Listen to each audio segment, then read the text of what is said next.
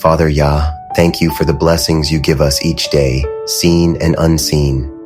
Help us to see through the eyes of faith, not fear.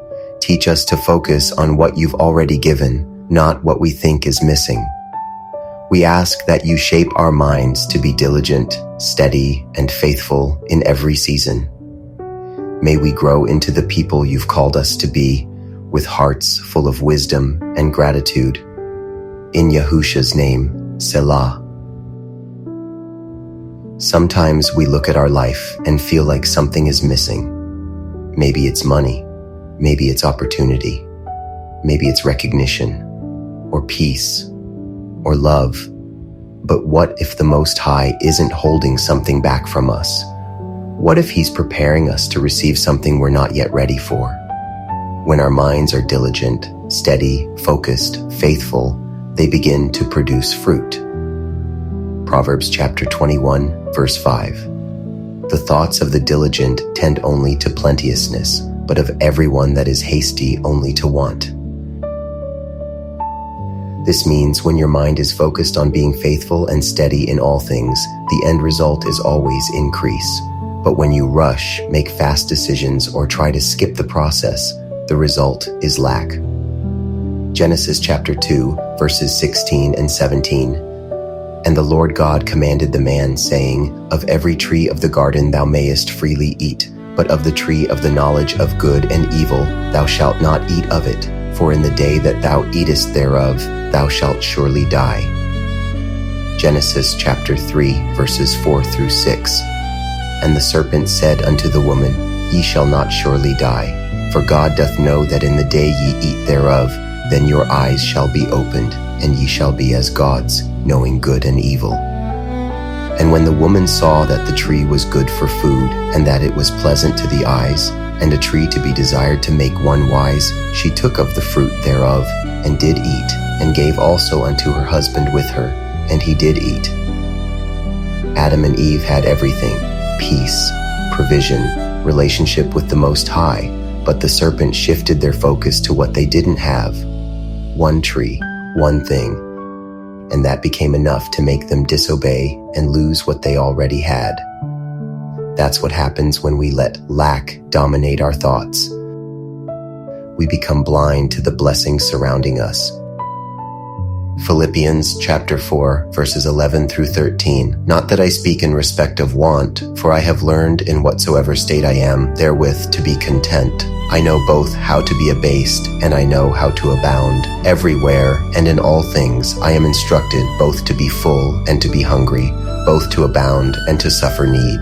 I can do all things through Christ, which strengtheneth me.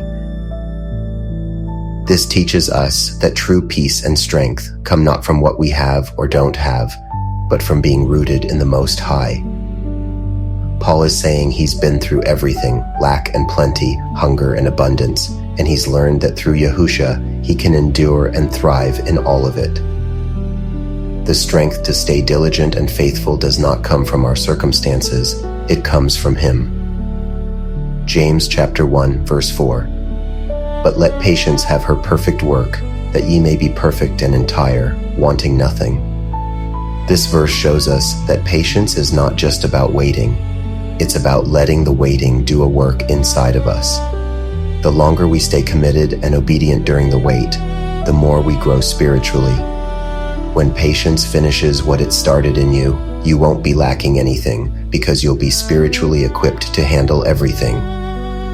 Hebrews chapter 13, verse 5. Let your conversation be without covetousness, and be content with such things as ye have, for he hath said, I will never leave thee, nor forsake thee. This reminds us that craving what others have, or what we think we need, leads us away from trust. If he is with us, and he is, then we lack nothing that truly matters. His presence is our provision. When we grasp this truth, contentment becomes our strength. Psalm 84, verse 11. For the Lord God is a sun and shield. The Lord will give grace and glory. No good thing will he withhold from them that walk uprightly. This verse confirms that if we are walking upright, meaning we're walking in obedience, truth, and integrity, then we can trust that He will not withhold any good thing from us. If it's not in our life yet, then either it's not good for us right now, or He's preparing us for it. Trust His timing, not just His promises. 1 Timothy chapter 6, verses 6 through 8. But godliness with contentment is great gain, for we brought nothing into this world, and it is certain we can carry nothing out, and having food and raiment, let us be therewith content. This passage brings us back to the basics. We came into this world with nothing, and we will leave with nothing.